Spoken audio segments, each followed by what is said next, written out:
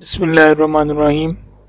इस वीडियो में हम ई कैट के बारे में स्टडी करेंगे और इसके बारे में जो कंप्लीट गाइडलाइन है जो कि इसके लिए यूज़फुल है उसको भी हम देखेंगे। ई कैट का मतलब है engineering college admission test.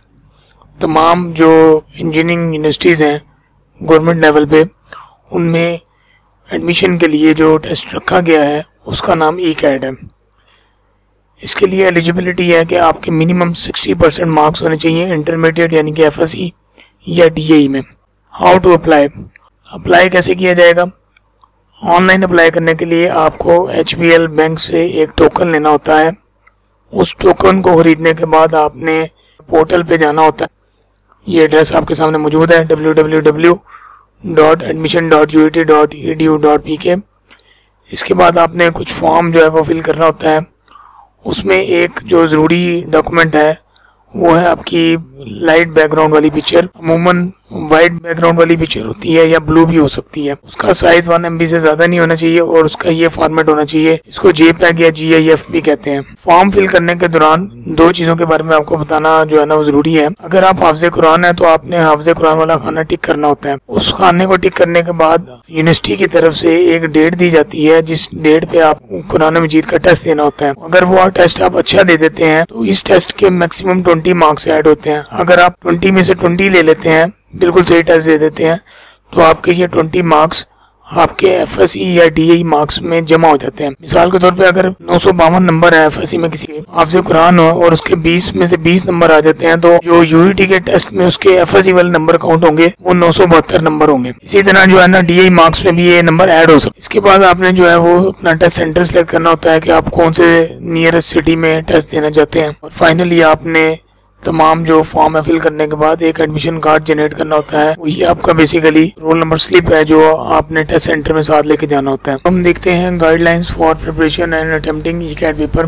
These are very much important. सबसे पहला पॉइंट ये है कि आपका जो कंसेप्ट हैं वो क्लियर होने चाहिए। That is the key of success in E CAT entry test. और कंसेप्ट के लिए आपने एक अच्छी एकेडमी या कोचिंग सेंटर का इंतखाब करना होता है। Do not read from entry test objective और preparation books Until you got through your textbook। Text book को पढ़ने से पहले कोई एंट्री टेस्ट की किताबें खरीद लेते हैं या प्रिपरेशन वाली किताबें खरीद लेते हैं ताकि आप पहले टेक्स्ट बुक को स्टडी ना कर लें। You must clear your concept about practical and numerical of physics and chemistry. आपके प्रैक्टिकल और न्यूमेरिकल कंसेप्ट फिजिक्स और केमिस्ट्री के सब्जेक्ट के क्लियर होने चाहिए। Prepare the objective part from pass papers. आपने जो ऑब्जेक्टिव का हिस्सा है वो पास पेपर से प्रिपेयर कर सकते हैं। नंबर 5, क्वेश्चन को केयरफुली आपने रीड करना है कि वो क्वेश्चन को केयरफुली पढ़ते नहीं है जिसकी वजह से वो गलत आंसर को टिक कर लेते हैं। Choose the most appropriate answer, यानी कि बाज़ औक़ात आपके दो आंसर मैच कर रहे होते हैं लेकिन उनमें से जो मोस्ट अप्रोप्रिएट है वो आपने सिलेक्ट करना है और कोशिश करें कि इजी क्वेश्चंस को आपने पहले अटेम्प्ट करना है। नेक्स्ट, एंट्री टेस्ट के दौरान आपका जो ज़हनी हालत है वो मुस्बत होनी चाहिए। आपको कोई परेशानी लाग नहीं होनी चाहिए। आपने किसी कंफ्यूजन का शिकार नहीं होना और अपने क्वेश्चंस पर कंसंट्रेट करना है। In entry test you have to do quickly everything so never be lazy at that time. इसका मतलब ये है कि आपने हर चीज को प्रॉपर टाइम पे करना है। आप वहाँ पे जो है ना लेजी नहीं हो सकते, सुस्ती नहीं तैयार कर सकते। कुछ आपको आंसर्स का एग्जैक्ट पता होता है कि ये रॉन्ग है तो आपने फौरन से उन चॉइसेस को स्किप करना है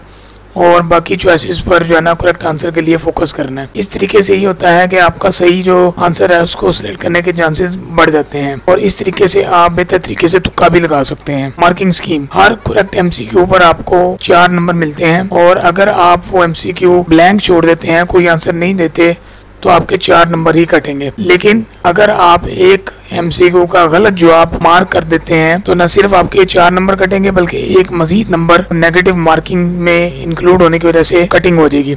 इसका मतलब ये हुआ कि अगर आप एक MCQ सही मार्क करते हैं तो आपको 4 नंबर मिलेंगे और अगर आप MCQ गलत अटेम्प्ट करते हैं तो आपके 5 नंबर कटेंगे। तो सबसे जो की एलिमेंट है एंट्री टेस्ट में कामयाबी का वो टाइम मैनेजमेंट है जो कि आप प्रैक्टिस से सीखते हैं। अब हम स्टडी करते हैं कि ई कैट में जो पेपर पैटर्न है वो किस तरह का होता है। बेसिकली ई कैट टेस्ट है उसके 3 कम्बिनेशन हैं। पहले कम्बिनेशन जो है वो एफएससी प्री इंजीनियरिंग या डीएई वालों के लिए होता है, दूसरा कम्बिनेशन ICS वालों के लिए और तीसरा कम्बिनेशन जो है वो स्टैट्स के स्टूडेंट्स के लिए है। तो पहले कम्बिनेशन में हमारे पास जो 4 मज़ामीन है वो है इंग्लिश, फिजिक्स, मैथ्स और केमिस्ट्री। प्री इंजीनियरिंग और डीएई के तलबा जो है ना इस कम्बिनेशन को सिलेक्ट करके ई कैट का टेस्ट देते हैं, जबकि जो आईसीएस के स्टूडेंट्स हैं वो इस कम्बिनेशन को सिलेक्ट करते हैं, जिसमें फ़र्क ये पड़ता है कि केमिस्ट्री की जगह कंप्यूटर साइंस आ जाता है, और स्टैट्स वाले स्टूडेंट्स का जो कम्बिनेशन है उसमें कंप्यूटर साइंस या केमिस्ट्री की जगह स्टैटिस्टिक्स का जो मजमून है वो आ जाता है। इंग्लिश के जो एमसीक्यूज हैं वो 10 होते हैं, फिजिक्स के 30, मैथमेटिक्स के भी 30 एमसीक्यू होते हैं, केमिस्ट्री के भी 30 होते हैं। इसी तरह बाकी तमाम कम्बिनेशन में भी सेम एमसीक्यूज की तादाद होती है, तो टोटल एमसीक्यूज की तादाद होती है 100। तो जैसा कि आपको पहले बताया गया है कि हर एक एमसीक्यू में 4 मार्क्स हैं, तो यहाँ पर इस तरीके से आपके मार्क्स की जो कैलकुलेशन है होती है और टोटल मार्क्स आपके 400 बनते हैं। अगर हम टाइम की बात करें तो अगर हम टाइम को डिवाइड करें हर सब्जेक्ट के लिहाज से, मौसर तरीके से जो ई कैट को अटेम्प्ट कर सकते हैं। ऑलमोस्ट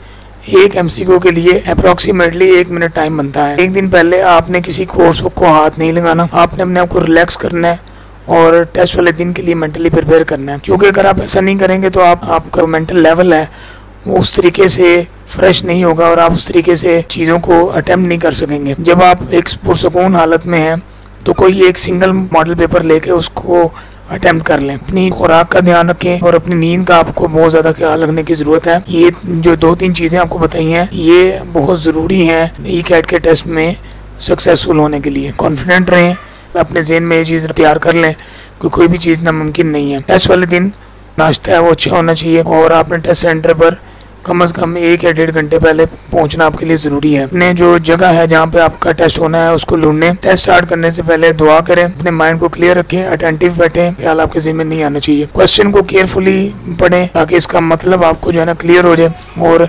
एग्जैक्ट आंसर का सही गैस लगाने की कोशिश करें। बाज़ औक़ात सवाल के अंदर कुछ की वर्ड्स होते हैं जिनको देखने से आप आंसर के करीब पहुँच सकते हैं, उनको कच्ची पेंसिल से अंडरलाइन कर लें और अपना टाइम सेव करने के लिए बाद में उनको तसल्ली से देख लें। सबसे पहले आप इजी क्वेश्चन को अटेम्प्ट करें, इससे ये होगा कि आप रिलैक्स फील करेंगे और आपका कॉन्फिडेंस लेवल बिल्ड होगा। बाद में इस काबिल हो जाएंगे कि आप डिफ़िकल्ट क्वेश्चंस के बारे में सोच सकें। जब आप इजी क्वेश्चंस को अटेम्प्ट कर लें, बाद में डिफ़िकल्ट क्वेश्चंस को आपने अच्छे तरीके से जो है वो अटेम्प्ट करने की कोशिश करनी है। उन क्वेश्चंस को बिल्कुल अटेम्प्ट ना करें जिनका आपको 100% श्योर है कि आप उनके बारे में नहीं जानते, क्योंकि तुक्का लगाने से नेगेटिव मार्किंग जो है वो आपके रिजल्ट पर बहुत गहरा असर डाल सकती है। टेस्ट में टोटल 100 एमसीक्यूज हैं, 10 from English, 30 from mathematics, 30 from physics and 30 from the chemistry या कोई ऑप्शनल सब्जेक्ट, जैसे कि आपको पहले काफ़ी सारे कम्बिनेशन के बारे में बताया गया है। अगर आपका आंसर करेक्ट हो तो आप 4 मार्क्स आपको मिलते हैं, लेकिन अगर आपका आंसर गलत है तो आपको 1 नंबर नेगेटिव मार्किंग वजह से मजीद करता है। अब हम देखेंगे कि टोटल मेरिट या एग्रीगेट कैसे जो है मालूम कर सकते हैं। टोटल मेरिट बनता है या जिसको हम एग्रीगेट कहते हैं वो इस तरह से बनता है कि आपके 70% जो है वो इंटरमीडिएट या डीए के मार्क्स का लिया जाता है और 30% लिया जाता है ई कैट के मार्क्स का। अब कैसे आप कैलकुलेट करेंगे मैं आपको एक एग्जांपल से समझाता हूँ कि लेट्स सपोज एक स्टूडेंट एफएससी का, उसके टोटल मार्क्स 1100 हैं और उसके नंबर आए हैं 952। तो यहाँ पे एग्रीगेट उसने इस तरीके से कैलकुलेट किया है कि उसने 952 को 1100 पर तकसीम किया है, 952 डिवाइडेड बाय 1100, और जवाब जो आया है उसको 0.7 से मल्टीप्लाई करने के बाद ये आंसर आया। 0.7 इसलिए क्योंकि 70% 0.7 बनता है। और अगर एक डीए का स्टूडेंट है उसके टोटल मार्क्स 3450 हैं या कुछ और भी हो सकते हैं, उसके ऑब्टेन्ड मार्क्स लेट्स सपोज 2900 है, तो 2900 को 3450 पर तकसीम करेगा, 0.7 से मल्टीप्लाई करेगा तो ये जवाब आएगा। अब ई कैट में 400 टोटल मार्क्स हैं और एक स्टूडेंट के 270 नंबर आए हैं, तो वो 270 तकसीम 400 और उसको 0.3 से मल्टीप्लाई करेगा तो ये आंसर आएगा। 0.3 इसलिए क्योंकि 30%। अगर डीए वाला स्टूडेंट है तो वो ये और ये ऐड कर लेगा, और अगर एफएससी वाला स्टूडेंट है तो वो ये वाली वैल्यू है और ये वाली वैल्यू इन दोनों को ऐड कर लेगा। लेट्स सपोज यहाँ पे मैंने इस वैल्यू को और इस वैल्यू को ऐड किया है और 100 से मल्टीप्लाई किया है, तो मेरा ये एग्रीगेट बना है, इसको मेरिट भी कहते हैं। तो ये तरीका है एग्रीगेट या मेरिट कैलकुलेट करने का। टेस्ट के दौरान आपको एक सील्ड पैकेज दिया जाता है, एनवलप दिया जाता है, जिसमें एक कलर्ड बुकलेट होती है और एक आंसर शीट जिसको हम बबल शीट कहते हैं वो होती है, और साथ में एक कार्बन कॉपी भी होती है। फिलिंग करेंगे सर्कल्स को, उसके लिहाज से आपको केयरफुल होना जरूरी है। ब्लैक बॉल पॉइंट का इस्तेमाल करें फिलिंग बबल्स के लिए। Make sure your filling does not exceed the boundary of the bubble, otherwise it will be considered as wrong one, otherwise वो आपका जो आंसर है वो रॉन्ग कंसिडर हो सकता है। At least 1 document proofing your identity, ये आपने टेस्ट सेंटर में साथ लाजमी लेके जाना है। वो आपका शनाख्ती कार्ड भी हो सकता है, वो आपका बेफार्म हो सकता है, वो आपका डोमिसाइल भी हो सकता है। और टाइम मैनेजमेंट जो है वो सबसे ज़्यादा इंपॉर्टेंट है। अपना टाइम मत वेस्ट करें उन क्वेश्चंस को सॉल्व करने में जिनके आंसर आप नहीं जानते। सबसे पहले आप कोशिश करें कि आप आसान क्वेश्चंस को पहले अटेम्प्ट करें। टेस्ट में जो इजी पोर्शन है उसको पहले स्टार्ट करें और डिफ़िकल्ट पोर्शन को सबसे आखिर में करें, जिसमें आप समझते हैं कि आपको मुश्किल थोड़ा सा जो है ना पेश आ रही है। अब हम देखते हैं कि ई-कैट के पेपर में कौन कौन से पोर्शन होते हैं। इंग्लिश वाला जो पोर्शन होता है उसमें एक कॉम्प्रीहेंशन पैराग्राफ होता है और 10 क्वेश्चन होते हैं इस एक पैराग्राफ के रिलेटेड। ये जो है हमें क्वाइट लेंथी लगता है, लेकिन अगर हमारी रीडिंग तो हमें कम से कम 2 मिनट चाहिए इसको पढ़ने के लिए। Mostly it is considered as the easiest pass and you can save time for remaining portions. इसके अलावा आपके सिनोनिम्स, एंटोनिम्स, उस तरह के क्वेश्चन भी आ जाते हैं। टेंसेस में से भी क्वेश्चन आ सकते हैं। अब हम बात करते हैं फिज़िक्स पोर्शन की। फिज़िक्स पोर्शन में 30 MCQ होते हैं और उनमें सबसे ज़्यादा जो है ना ट्रिक्स इस्तेमाल होते हैं। कुछ MCQs में जस्ट 1 सेकंड लगता है सॉल्व करने के लिए, लेकिन कुछ में लेंथी कैलकुलेशन इन्वॉल्व होती हैं। Just focus on the key point in the statement. Statement को ध्यान से पढ़ें और उसमें एक की पॉइंट तलाश करें जो आपको आंसर के नज़दीक तर जो है ना वो पहुँचा दे। If you got that one you can reach the exact answer. यही बात मैंने की है कि अगर आप की पॉइंट आपको मिल जाता है उस स्टेटमेंट में तो आप उसके एग्जैक्ट आंसर पर जा सकते हैं। डायग्राम बेस्ड MCQs भी पूछे जा सकते हैं। केमिस्ट्री पोर्शन, इसमें भी 30 MCQs होते हैं और मिले जुले किस्म के होते हैं, ना तो बहुत ज़्यादा मुश्किल ना बहुत ज़्यादा आसान, लेकिन इसके लिए आपको FSC की books line by line study करना बहुत ज़रूरी है। कुछ न्यूमेरिकल बेस्ड प्रॉब्लम्स और क्वेश्चन भी होते हैं जो कि केमिकल इक्वेशंस और बैलेंसिंग से पूछे जाते हैं। मैथ के पोर्शन में 30 MCQs होते हैं और इसको मैथ पोर्शन को जो है ना मोस्ट डिफ़िकल्ट हिस्सा समझा जाता है इस पूरे पेपर में। कुछ क्वेश्चन में आपको 3 से 4 मिनट लग जाते हैं सॉल्व करने के लिए। तो इस पोर्शन को सॉल्व करने का जो बेहतरीन तरीका है वो ये है कि आप दूसरे पोर्शन से जो है ना वो टाइम सेव करें और उस टाइम को इस पोर्शन के सॉल्व करने में इस्तेमाल करें। अब हम बात करते हैं टाइम मैनेजमेंट के, जो कि सबसे ज़्यादा इम्पोर्टेंट जो की एलिमेंट है ई-कैट में सक्सेसफुल होने के लिए। ई-कैट 2 पोर्शन पे मुश्तमिल होता है, qualitative and quantitative. Quantitative means कि उसमें हमने कैलकुलेशन वगैरह करनी है और क्वालिटिव मीन कंसेप्चुअल। 30% ये पोर्शन है, 70% ये वाला पोर्शन है। तो आपको इसको अटेम्प्ट करने के लिए स्मार्ट सॉल्विंग टेक्निक सीखना होंगी। This is all about ECAT, smart techniques. अगर आप स्मार्ट टेक्निक्स सीख जाते हैं तो ई-कैट करना आपके लिए कुछ भी मुश्किल नहीं रहता।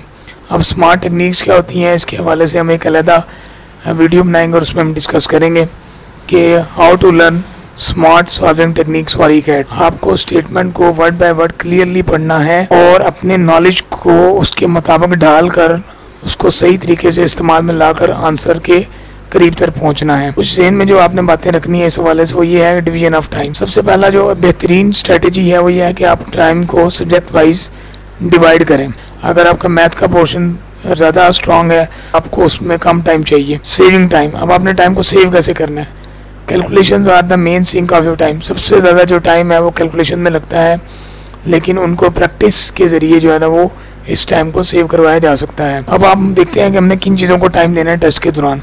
Understanding a big question, first reading के दौरान checking on every question that you are going to fill the right bubble, कि क्या हमने हर क्वेश्चन का जो बबल फिल किया है वो क्या सही है। बबल्स को प्रॉपरली फिल करना है लेकिन प्रॉपर टाइम में। ये नहीं है कि हम एक बबल फिल करते हुए पूरा 1 मिनट लगा दें, क्योंकि कुछ लोग घड़ी पहन के जाते हैं, बड़ी अच्छी बात है क्योंकि वो टाइम मैनेजमेंट का ख्याल रखना उनके नज़दीक इंपॉर्टेंट होता है। Don't produce hush in your mind. आराम तसल्ली से सुकून से जो है ना अपना टेस्ट करें। अब मैं एक जुमले में इन सारी बातों को बयान करूंगा कि एक बंदा जो कि बहुत अच्छा टेस्ट में परफॉर्म करना चाहता है उसको सबसे पहले अपना टाइम सही मैनेज करना है, अपनी कैलकुलेशंस को जल्दी परफॉर्म करना है और जो किताबों में जो मालूमात है उनको बहुत अच्छे तरीके से याद रखना है। ये 3-4 पॉइंट्स हैं कि वो टेस्ट में बहुत अच्छा परफॉर्म करें। मिस्टेक्स जो कि कैट की प्रिपरेशन या उसको अटेम्प्ट करते हुए की जाती है। कुछ लोग अपने बोर्ड के एग्ज़ाम से पहले एंट्री टेस्ट की जो प्रिपरेशन सेशन है उनको ज्वाइन कर लेते हैं।